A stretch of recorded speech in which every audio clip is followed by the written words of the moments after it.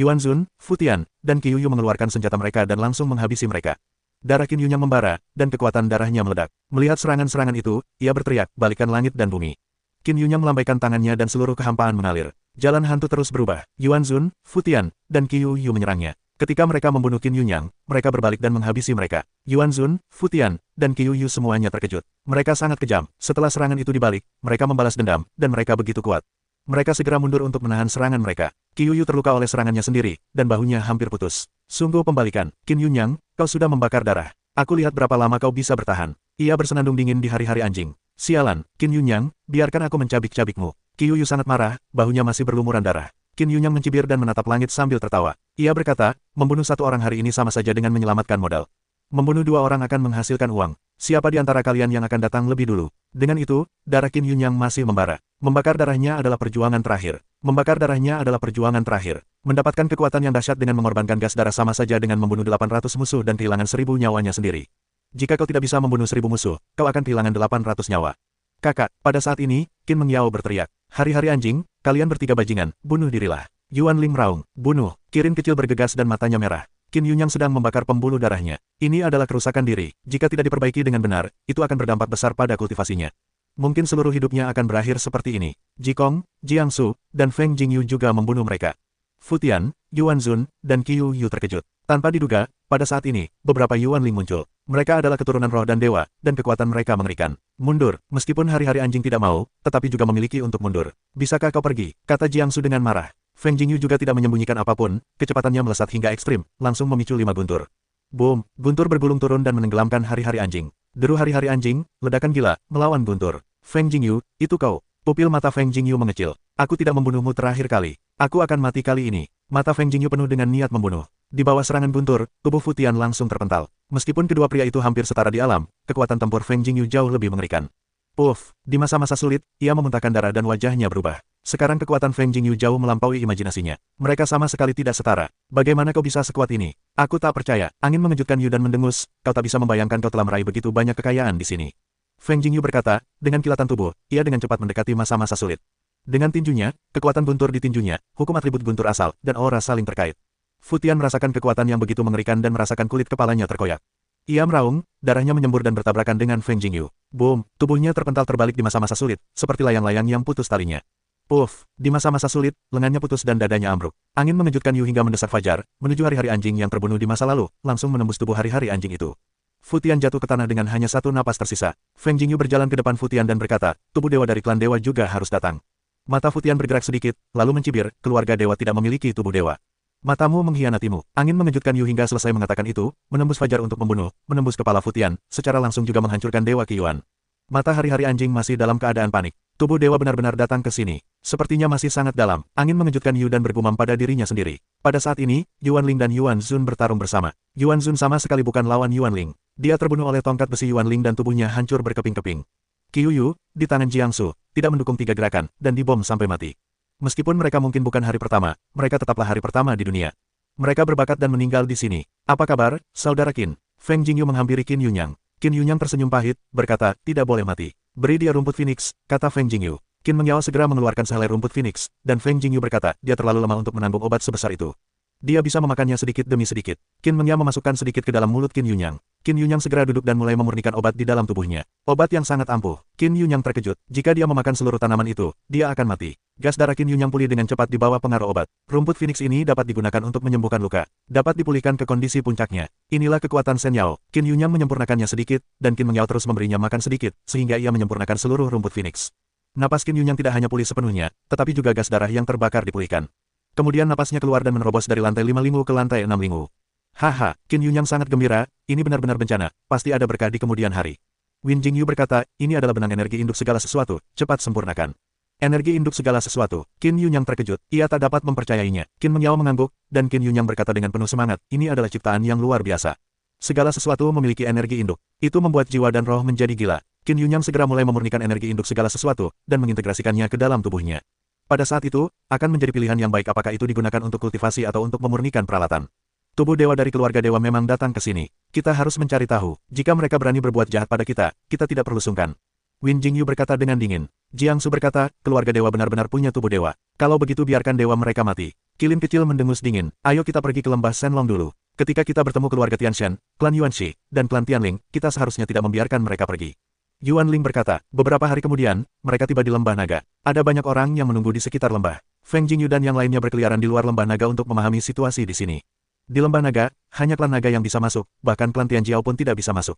Beberapa klan Jiao berada di luar lembah Shenlong. Mereka dihalangi di lembah. Sebelumnya, beberapa klan Jiao mencoba masuk. Akibatnya, mereka langsung berlumuran darah begitu masuk. Klan naga sudah lama di dalam dan belum keluar. Tidak bisakah mereka menerima warisan? Kata Kilin kecil, terlepas dari klan naga, kita lihat saja apakah ada musuh lama di sini. Kita selesaikan dulu orang-orang ini, kata Feng Jingyu. Setelah tim kecil beranggotakan 7 orang itu bergabung, siapa di antara mereka yang akan menjadi lawan mereka? Sudah kubilang, aku putri keluarga Jiang. Jika kau berani melawanku, keluarga Jiang akan menghancurkanmu. Di hutan bambu di luar lembah naga, Jiang Yue, putri kecil keluarga Jiang, dihadang oleh beberapa orang dari dunia surga. Aku sangat menyukai kode berlian keluarga Jiang. Beritahu aku kode berlian keluarga Jiang, dan aku jamin kau akan aman. Seorang pemuda berwajah tajam mencibir. Kalau kau mau, Fajra Jue, keluarga Jiangku, kau benar-benar berpikir bibimu dan aku mudah diganggu. Jiang Yue mendengus dingin, lalu langsung berubah menjadi emas. King Kong tidak buruk dalam pertarungan sungguhan, dan pertahanannya luar biasa. Jiang Yue membunuh seorang jenius dari klan monyet hantu. Dia sangat cepat dan mengabaikan pertahanan sama sekali. Jenius dari klan monyet hantu itu mencibir. Kecepatan tubuhnya sangat cepat dan sangat fleksibel. Dia menghindari pukulan Jiang Yue, lalu menamparnya. Tubuh Jiang Yue yang teguh menangkis pukulan jenius dari klan monyet hantu itu. Alkimia, Jiang Yue mencibir. Tangan jenius dari klan monyet hantu itu langsung berubah menjadi logam, dan seluruh telapak tangannya berubah menjadi logam, dan tangan yang keras itu tidak bisa bergerak sama sekali. Terlebih lagi, telapak tangannya menempel di tubuh Jiang Yue, dan satu tangan Jiang Yue mengeluarkan telapak Vajra. Jenius dari klan monyet hantu itu terkejut. Dia ingin menghindarinya, tetapi dia tidak bisa mundur. Dia ditampar oleh Jiang Yue, dan tubuhnya terpotong. Dadanya ambruk dan organ-organ dalamnya hancur. Layak menjadi putri kecil keluarga Jiang. Sungguh luar biasa. Ayo pergi bersama. Seorang jenius dari klan serigala guntur minum. 7 orang yang mengepung Jiang Yue bergerak bersama dan membunuhnya. Meskipun Jiang Yue adalah salah satu dari 10 wanita cantik paling terkenal di daratan Tianqi, bakatnya tidak buruk, tetapi dia lebih suka bermain-main dan tidak berlatih dengan serius. Di bawah tekanan para anggota klan, dia berkultivasi ke alam lingu. Kemudian dia menyelinap keluar dan datang ke dunia surga. Sekarang di hadapan para jenius ini, Jiang Yue hanya memiliki 2 kepalan tangan dan 4 tangan. Bang! Namun, tepat pada saat itu, sebuah tongkat emas terbang dan menghempaskan seorang jenius. Tongkat emas itu kembali ke tangan sang guru. Yuan Ze, kera besar berlengan panjang. Jenius dari klan serigala guntur terkejut. Yuan Ze memandang orang-orang ini dengan acuh tak acuh, lalu tubuhnya melesat dan langsung mengulurkan tangannya. Bunuh! Jenius dari klan serigala guntur tahu bahwa hanya ada satu pertarungan sekarang, jika tidak, tidak ada cara untuk hidup. Tongkat emas Yuan Ze terhunus, tak terkalahkan dan kuat. Sebuah tongkat dapat menghancurkan kepala seorang jenius. Para jenius dibunuh oleh Yuan Ze dalam hitungan detik. Yuan Ze, siapa yang membiarkanmu melakukannya? Aku bisa mengatasinya. Jiang Yue tampak tidak puas. Yuan Ze melirik Jiang Yue dan berkata, selain mulutnya yang keras, dia tidak punya keahlian lain. Apa yang kau bicarakan? Beraninya kau bilang aku tidak punya kemampuan. Aku akan bertarung denganmu. Jiang Yue sangat marah sehingga ia bergegas dan menendang Yuan Ze. Yuan Ze tidak bereaksi terhadap tendangan Jiang Yue, sama seperti Jiang Yue tidak menendangnya. Ia sama sekali tidak merasakan sakit. Kalau kau bukan adik Jiangsu, aku tidak mau membantumu, kata Yuan Ze tanpa ekspresi. Jiang Yue semakin marah, bajingan, meremehkan orang lain. Putri ini setidaknya keturunan Dewa Roh, apa kelemahannya? Siapa yang bukan keturunan Dewa Roh? Yuan Ze menatap Jiang Yue dengan tajam, kakakmu diperkirakan sudah mencapai alam lingu tingkat 5, sedangkan kau baru 3 tingkat, tidakkah kau merasa itu merepotkan? Itulah sebabnya aku tidak mau berlatih. Kalau aku berusaha sekuat tenaga, aku akan membiarkanmu memberitahuku apa yang harus dilakukan. Kata Jiang Yue. Yuan Ze mengabaikan Jiang Yue dan berbalik pergi. Melihat Yuan Ze tidak memperhatikannya, Jiang Yue langsung mengejarnya dan berkata, apa maksudmu dengan tidak memperhatikanku? Apa kau meremehkanku, atau kau pikir memperhatikanku itu membosankan? Kau masih tahu diri. Yuan Ze terus berjalan. Jiang Yue berkata dengan marah, Yuan Ze, apa kau punya dendam padaku? Apa kau ingin mereka mengejek Putri Ben? Petik 2. Tidak ada dendam. Kurasa itu balas dendam. Lalu ada kebencian. Apa dendamnya? Apa dendamnya? Yuan Ze berhenti, bagaimana kau bisa begitu menyebalkan? Seharusnya kau tidak melakukannya, tapi kau malah menyusahkan dirimu sendiri. Kau bilang aku menyebalkan, ulangi lagi. Putri begitu cantik dan menawan, banyak pemuda tidak punya kesempatan untuk mengantre demi bersikap sopan. Jiang Yue bergumam. Yuan Ze berhenti bicara dan mempercepat langkahnya. Namun, Jiang Yue tidak segan-segan melepaskannya di telinga Yuan Ze. Telinga Yuan Ze seperti terbungkus kepompong. Jika Jiang Yue bukan adik Jiangsu, dengan temperamen Yuan Ze, ia pasti sudah membunuhnya dengan satu tongkat. Tepat ketika Jiang Yue enggan melepaskan Yuan Ze, Feng Jingyu dan beberapa orang lainnya kebetulan datang. Jiangsu melihat adiknya juga telah datang ke dunia Tianyu dan masih bersama Yuan Ze. Ia sedikit bingung. Yue, bagaimana kau bisa ada di sini? Tanya Jiangsu. Jiang Yue melihat Jiangsu dan langsung melompat ke girangan. Kakak. Jiang Yue langsung menjatuhkan tubuh Jiangsu. Wajah Jiangsu berkerut dan ia berkata, berapa umurmu? Apa kau masih berisik? Aku tidak takut bercanda. Kau peduli berapa umurku? Apa kau kakak laki-lakiku? Jiang Yue bergantung di tubuh Jiangsu. Jiangsu berkata, dia gadis besar. Gayamu apa? Cepat turun. Feng Jingyu terbatuk 2 kali. Xiao Qilin berkata sambil tersenyum, aku tidak menyangka putri muda keluarga Jiang masih punya hobi seperti itu. Jiang Yue turun dari tubuh Jiangsu, menatap Qilin kecil, dan berkata, dari mana asalmu? Apa yang kau bicarakan? Ya, apa kau cemburu? Menurutmu siapa bocah beruang itu? Kilin kecil tidak sabar. Dan kau, Jiang Yue mengangkat kepalanya tinggi-tinggi. Jiangsu berseru, baiklah, apa yang kau lakukan di sini? Apa ayah tahu kau di sini? Aku datang untuk berlatih. Kalau kau bisa datang, aku tidak bisa, kata Jiang Yue. Kau belum berlatih dengan baik. Terlalu berbahaya bagimu untuk datang, kata Jiangsu. Jiang Yue berkata, aku takut padamu saat kau di sini. Jadi, kau punya perasaan terhadap kakak? Tanya Little Qilin. Jiangsu dan Jiang Yue langsung menatap Little Qilin. Padahal aku tidak mengatakannya, katanya sambil tersenyum. Yuan Ze, bagaimana hubunganmu dengan Jiang Yue? Tanya Yuan Ling penasaran. Yuan Ze berkata, ini sebuah kesalahan. Ya, itu sebuah kesalahan, kata Jiang Yue. Semua orang bingung, dan Yuan Ze tidak menjelaskan. Feng Jingyu berkata, Yuan Ze, ada energi induk dari segala sesuatu di sini. Kau bisa memurnikannya, energi induk dari segala sesuatu. Yuan Ze terkejut, mata Jiang Yue juga berbinar dan berkata, mengapa memberikan hal yang begitu baik kepada orang ini? Seberapa baik kau bisa memberikannya kepadaku? Jiangsu melotot, apa yang kau inginkan? Apa kau tidak mengerti? Kau bisa memilikinya. Mengapa aku tidak bisa? Jiang Yue tidak puas. Angin mengejutkan Yu dan tersenyum, itu juga memberimu sedikit. Jiang Yue sangat gembira dan segera mengambilnya. Tatapan Jiangsu tidak mempan. Kakak Feng, seharusnya kau tidak memberikannya padanya, kata Jiangsu. Feng Jingyu berkata sambil tersenyum, tidak masalah. Bakat adikmu juga sangat bagus. Jika kau memiliki ki ibu dari segala hal untuk membantumu, itu juga akan sangat bermanfaat. Kakak Feng lebih baik, kata Jiang Yue sambil tersenyum. Kakak Feng, mendengar ini, Kirin kecil hampir muntah. Jiang Yue berkata, itu bukan urusanmu, bocah beruang. Aku bukan anak beruang, aku Kirin. Kirin kecil melompat dan berkata. Jiang Yue berkata, aku tidak melihatnya. Baiklah, jangan bertengkar, kulit, cepatlah memurnikan, atau biarkan orang melihat, merepotkan, kata Jiangsu. Yuan Ze dan Jiang Yue menemukan tempat untuk duduk dan memurnikan energi ibu dari segala hal. Kakak, barusan bajingan-bajingan dari klan monyet hantu dan klan serigala Tianlei itu berani menindasku. Kakak, temani aku untuk menghancurkan mereka. Jiang Yue menggenggam tangan Jiangsu dan berkata dengan nada salah. Wajah Jiangsu muram dan berkata, klan monyet hantu dan klan serigala guntur begitu berani.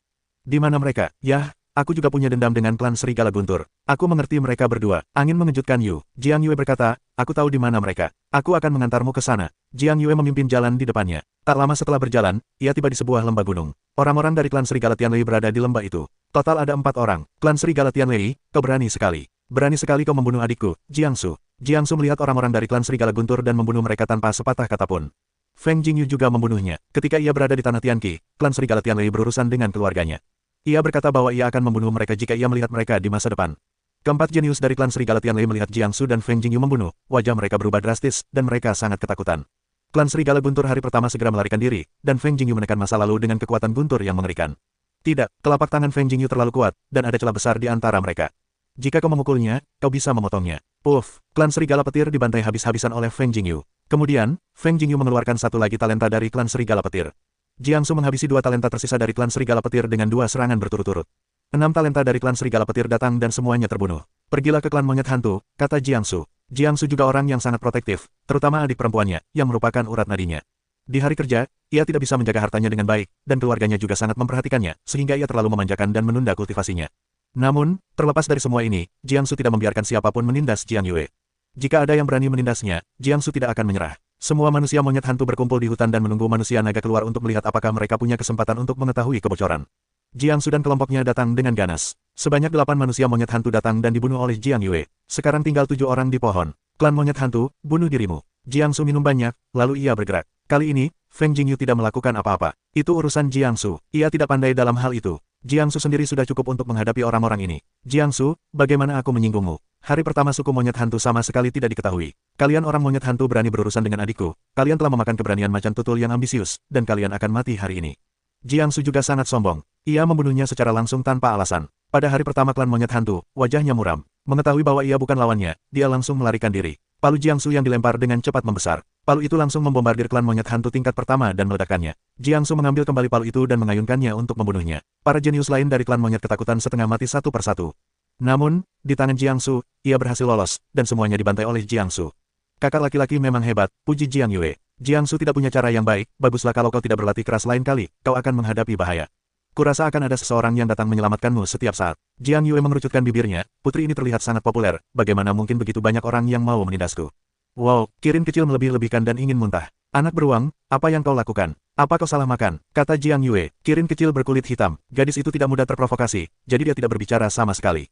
Berbaliklah dan lihat apakah ada musuh. Yuan Ling berkata, sekelompok 9 orang bepergian. Melihat tim seperti itu, semua orang pasti pusing. Bagaimana cara bertarung? Banyak ras di dunia surga melihat mereka. Mereka bersembunyi, tak terprovokasi, masih tak bisa bersembunyi. Boom! Namun, saat itu, terdengar napas kuat dari lembah naga, dan suara nyanyian naga terdengar samar-samar. Bayangan virtual naga raksasa melesat keluar dari lembah, begitu kuat dan menakutkan sehingga orang-orang di luar lembah merasakan kengeriannya.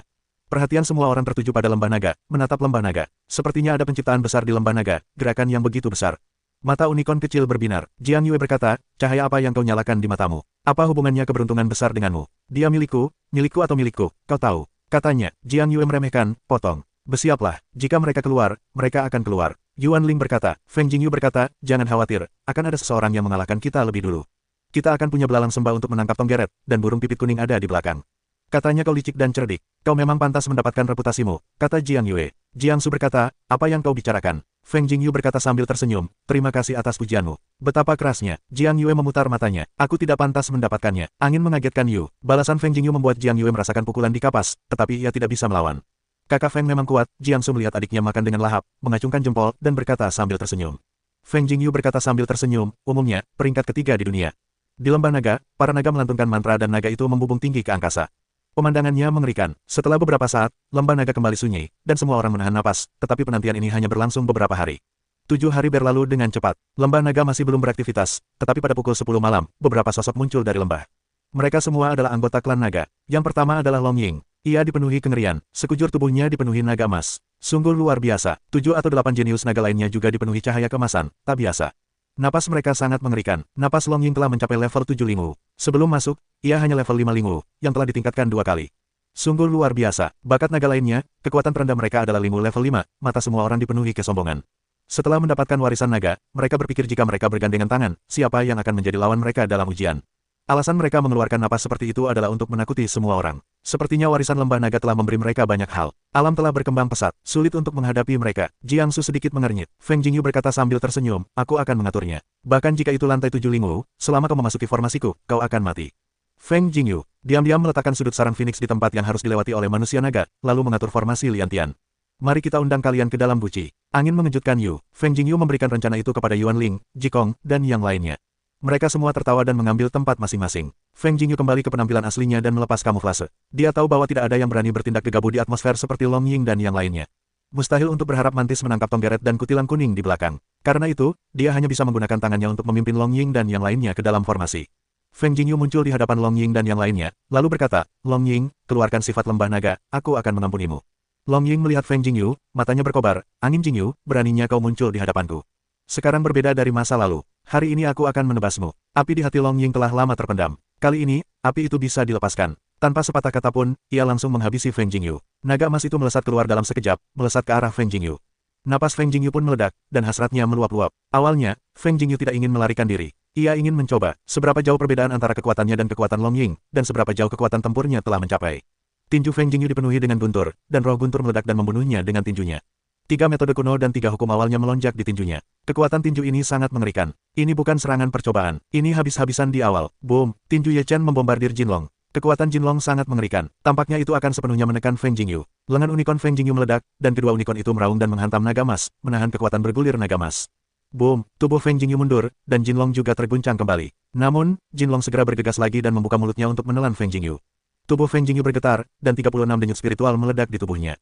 Selain asal-usul 3 hukum, ada 5 hukum lengkap yang dianugerahkan kepadanya, dan seluruh aturan tubuh melonjak. Feng Jingyu kembali mengepalkan tinjunya, dan 3 jenis kekuatan dahsyat meletus bersamaan, yang sulit disesali dengan Jinlong.